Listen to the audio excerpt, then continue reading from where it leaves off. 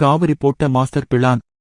உண்மையை உளறிய வெண்ணிலா, வெளியே வரும் விஜய் டிவியில் ஒளிபரப்பாகி வருகின்ற மகாநதி சீரியலில் ராகினி பசுபதி போட்ட சூழ்ச்சியில் விஜய் சிக்கிக்கொண்டு தற்போது போலீஸ் ஸ்டேஷனில் இருக்கிறார்.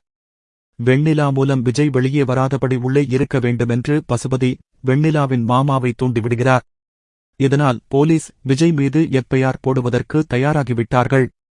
இன்னொரு பக்கம் எப்படியாவது விஜயை போலீஸ் ஸ்டேஷனில் இருந்து கூட்டிட்டு வர வேண்டுமென்று தாத்தா மற்றும் காவிரி முயற்சி எடுக்கிறார்கள். அந்த வகையில் அஜயின் அம்மாவை பார்த்து பேசி போலீஸ் ஸ்டேஷனில் உண்மை வந்து சொல்லிட்டாங்க என்றால் விஜய் மீது எந்த தவறும் இல்லை என்று போலீஸ் விட்டு விடுவாங்க என்று நம்புகிறார்கள். அதனால் அஜயின் அம்மா வீட்டிற்கு காவிரியும் தாத்தாவும் போய் உண்மையை சொல்லி கெஞ்சுகிறார்கள். ஆனால் அஜயின் அம்மா, நான் ஏதாவது உண்மை சொல்லிவிட்டால் என் பையனும் ராகினியும் சந்தோஷமாக வாழ மாட்டாங்க. அதனால் என் வீட்டுக்காரரும் பையனும் என்னை போலீஸ் ஸ்டேஷனுக்கு வரக்கூடாது, எதையும் சொல்லக்கூடாது என்று சொல்லிவிட்டு தான் போயிருக்காங்க. அதனால் நீங்க வேறு ஏதாவது முயற்சி பண்ணி விஜயை வெளியே கூட்டிட்டு வாங்க என்று சொல்லிவிடுகிறார். பிறகு காவிரி கிளம்பும்பொழுது உங்களுக்கு மனசாட்சின்னு ஒன்னு இருந்தா நிச்சயம் நீங்கள் போலீஸ் ஸ்டேஷனில் வந்து விஜயை காப்பாற்றுவீங்க என சொல்லிவிட்டு தாத்தாவை கூப்பிட்டு கிளம்பி விடுகிறார். அப்படி போலீஸ் ஸ்டேஷனுக்கு இவர்கள் வரும்பொழுது தாத்தாவுக்கு லாயர் போன் பண்ணி விஜய் மீது கேஸ் ஃபைல் பண்ணப் போகிற விஷயத்தை சொல்கிறார்.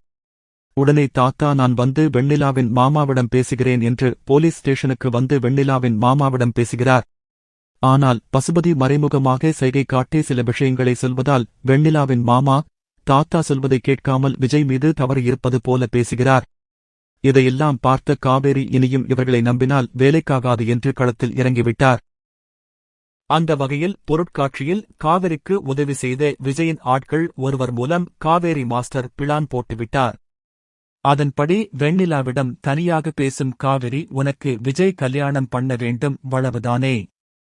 கல்யாணம் பண்ணிவிட்டால் இந்த பிரச்சனையே இதோட விட்டுவிட்டு கொடுத்த கம்ப்ளைண்ட் வாபஸ் வாங்கிடவியா என்று கேட்கிறார். உடனே வெண்ணிலாவும் சரி என்று சொல்லிய நிலையில் வெண்ணிலா அவருடைய வாயாலேயே நடந்த உண்மையை காவிரியிடம் உளறுகிறார். இதை காவிரி சொன்னபடி ஐயப்பன் என்பவர் மறைமுகமாக வீடியோ எடுத்துவிடுகிறார். பிறகு இந்த வீடியோ சாட்சியை வைத்து போலீசிடம் காட்டிவிட்டு விஜய் மீது எந்த தவறும் இல்லை என்று காவேரி நிரூபித்து விடுகிறார். அந்த வகையில் விஜய் போலீஸ் ஸ்டேஷனில் இருந்து வெளியே வந்து விடுவார்.